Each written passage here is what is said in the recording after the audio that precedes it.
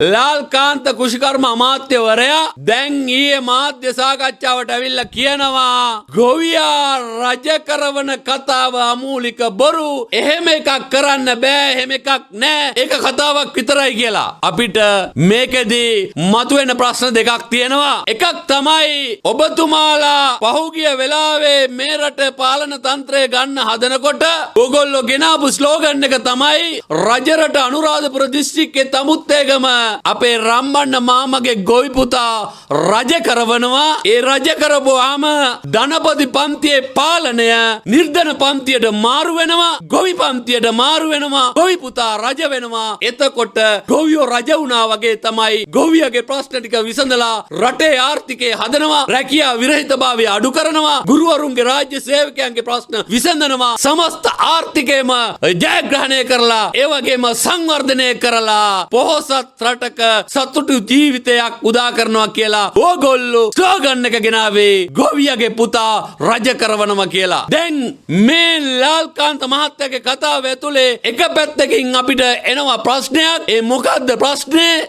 මේ ගොවියගේ පුතා රජ වුණාම ගොවියගේ වැඩ කටයුතු ටික සාර්ථක කරන්න බැරි වුණා, ෆේල් වුණා. ආර්ථිකය හදන්නත් බැරි වුණා, ෆේල් වුණා. සමස්ත රටේම ප්‍රශ්න ටික විසඳ ගන්න බැරි වුණා, ෆේල් වුණා. දිට්ටා කුණාටුව කළමනාකරණය කරන්න බැරි වුණා, ෆේල් වුණා. සමස්ත රටේම ප්‍රශ්න ටික කළමනාකරණය කරන්න බැරි වුණා, ෆේල් වුණා. ඒ නිසා ගොවියෙක් රජ කරවලා වැඩක් නෑ, ආපහු ෆේල් වුණා. ඒ නිසා ඊළඟ මැතිවරණයේදී මේ ගොවි පුතා ආයෙ රජ කරවන්න අපි සූදානම් නෑ කියන කතාවද මේ ලාල්කාන්ත මහත්තයා කියන්නේ කියන එක පැත්තකින් අපිට ප්‍රශ්නයක් එනවා. අනිත් පැත්තෙන් ගොවියගේ කරපිටින් ගොවියොත් එක්ක මහපාරට බැහැලා කුඹුරු වලට බැහැලා ගොවියගේ ප්‍රශ්නේ දඩමීමා කරගෙන ගොවියට මානසික අල්ලස් දීලා ගොවියොත් එක්ක ගොවියගේ කරපිටින් මේ පාලන තන්ත්‍රයට ආපු ඕගොල්ලෝ අද ගොවියා තුට්ටුවකටවත් මායි නොකර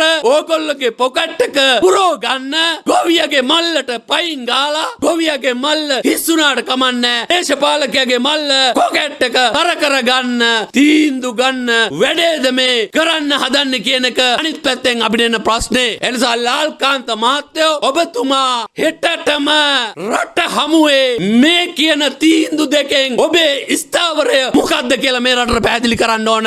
ඒ මහත්මා ගතිගුණ තියෙන දේශපාලකෙක් නම් ඔබතුමා රජ රටින් බිහි වෙච්චි. ඒ වගේම අනිත් පැත්තෙන් අපිට අද කනගාටුයි ඔබතුමාලා ඒ දවස්වල අපේ මාධ්‍ය සගයෝ සහෝදරයෝ දැක්කම එන්න පුතා එන්න මල්ලි කියලා එන්න සහෝදරයා කියලා අගට අඬ ගහගෙන ඕගොල්ලොන්ගේ මතය මහ ජනතාවට ගෙනියන්න ඕගොල්ලොන්ගේ මතවාදය ප්‍රකාශ කළා. මාධ්‍යවේදීන් දැක්කම කරට අත දාගෙන අද මාධ්‍යවේදියෙක් ඇවිල්ලා ප්‍රශ්නයක් ආපුවාම අර ගල්ලාඳ වගේ ලිස්සලා ගිහිල්ලා ප්‍රශ්නෙට උත්තර දෙන්නේ නැති තැනට පත් උනේ ඕගොල්ලෝ එක්කෝ මේ කෙරුවාව බැරිකම නිසා හැදිලි කරගන්න බැරුවද? එහෙම නැත්නම් ඇත්තටම ඕගොල්ලොන්ගේ අර ධනපති පන්තියෙන් නිර්ධන පන්තියට මාරු වෙනවා කියලා කිව්වට පාලන තන්ත්‍රය ඕගොල්ලෝ නිර්ධන පන්තියෙන් ධනපති පන්තියට මාරු වීමේ උද්දච්ච මානසිකත්වයේද මේ රටේ ජනතාවට පෙන්වන්න කියලා පැහැදිලි කරන්න ඕන